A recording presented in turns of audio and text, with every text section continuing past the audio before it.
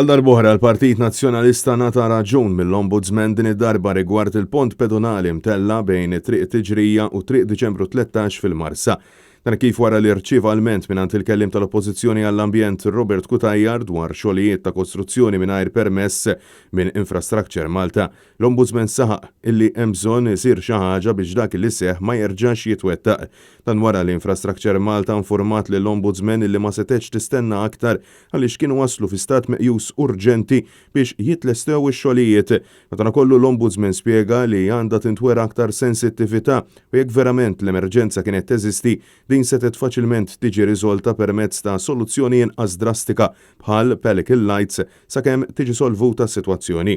Ir-rapport wera li l-Gvern qed jabbuża mis-sistema tiegħu stess wara li l-Ombudsman insista li dan kollu qed jindika li l-Istat qed jaqa' fil-burokrazija tiegħu stess u għaldaqstant saq illi s-soluzzjoni għandha tkun illi tittaffa u mhux illi tinqabes il-burokrazija. Dan kif l-Awtorità tal-Ippjanar ikkunsidrat ix-xogħol tal-bini tal-pont pedonali tal-Azzar bħala mhux żvilupp u għaldaqstant ma kellux bżonn permess.